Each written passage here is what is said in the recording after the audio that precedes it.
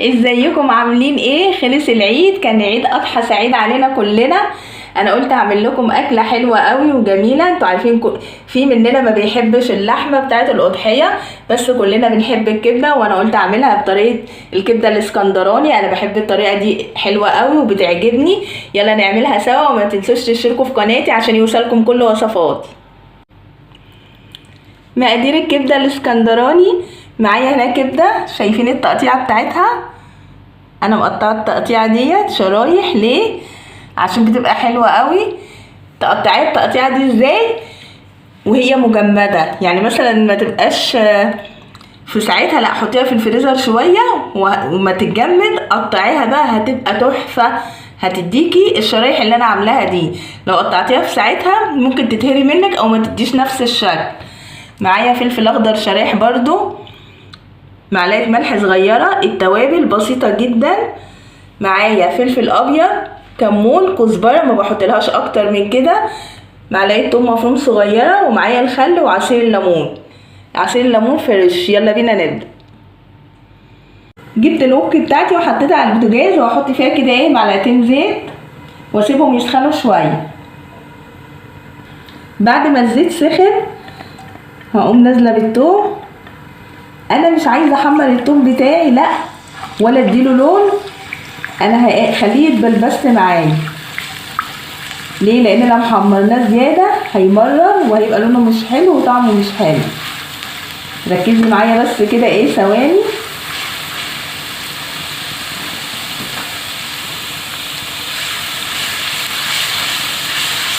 شايفه؟ بس انا عايزاه كده دبل معايا. هقوم نازله عليه هتشرب المعلقتين الخل دول.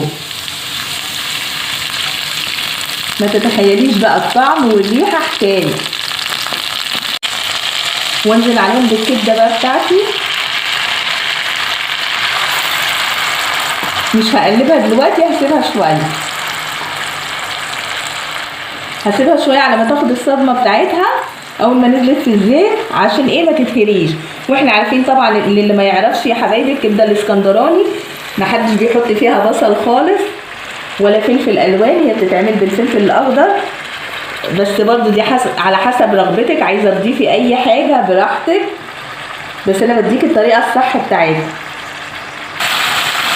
هحط لها التوابل، ودلوقتي اقدر احط الملح. احنا عارفين ان الكبده ما بتاخدش حاجه، ده ثواني وبتكون طلعت. اديها تقليبه كده. شايفه لونها غير وبقى جميل ازاي؟ خلاص، بعد ما خدت لون حلو هنزل بالفلفل الاخضر. زي ما قلت لك، هي بيتحط فيها فلفل اخضر مش الوان. واللي مش عارف التوابل اللي هي الفلفل الابيض، هو الفلفل الاسود بتاعنا، بس بيشيلوا الطبقه اللي بتبقى عليه وبيبقى مجروش كده، عشان ما يغمقلناش الكبده، يدينا لون غامق ومش حلو. هسيبها شويه بقى، واخر حاجه احطها لها هي عصير الليمون. واخر حاجه بقى هنعمل هننزل كده مع عصير الليمونه. بس كده خلاص خلصت الوصفه بتاعتنا. حاجه كده روعه. الريحه بقى يا ريتكم معايا، الريحه جنان. خلاص كده هطفي عليها ونشوف هنعمل تاني.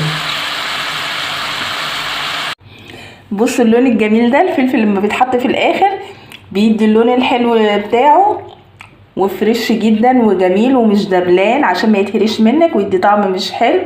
هنعمل بعد ما خلصنا الكبده الجميله بتاعتنا؟ عيش بلدي. مش هقولك بقى هاتي عيش فينو او كلفي نفسك وهاتي اي نوع عيش، لا، العيش البلدي الجميل بتاعنا. ونقوم جايين عاملينه بقى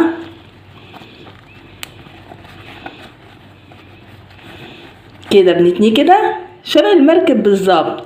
ولو اتقطع منك مفيش مشكله برضو خالص.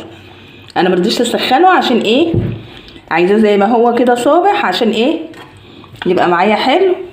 نيجي بقى على الحشوه بتاعتنا، واملي بقى، ما تستخسريش. ليه؟ ولادك اللي هياكلوا وانت اللي هتاكلي وتنبسطي. كل سنه وانت طيبه. شايفه؟ حطي بقى زي ما انت عايزه. عرفتي بقى؟ كنت عايزه اوريكي بس عشان في ناس ما بتعرفش العيش بيتفتح ازاي. بعد ما بتجيبيه وتسيبيه وهو صابح شويه كده، بتقومي عامله الحركه دي فيه، بيبقى شبه المركب وجميل. الله على الجمال.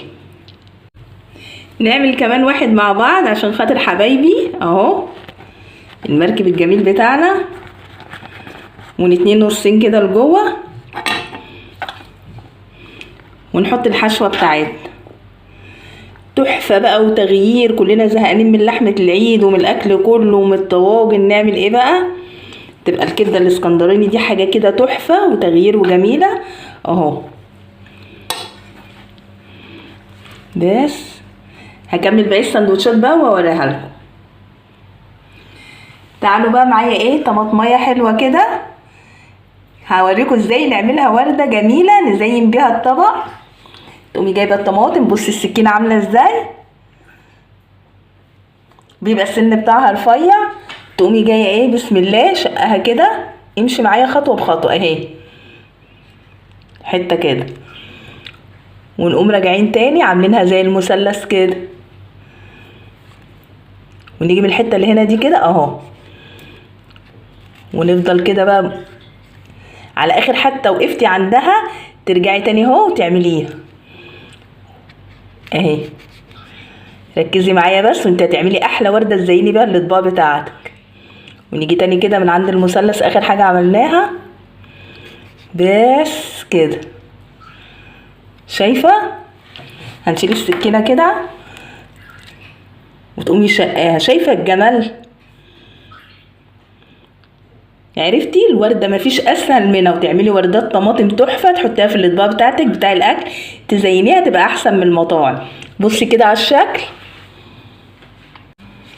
ده، شكل الكبده الاسكندراني بعد ما حطيتها في طبق التقديم، ريحتها تحفه، حاجه كده جميله وكانت قلب المكان عندي. يلا جربوها وقولوا لي ايه رايكم.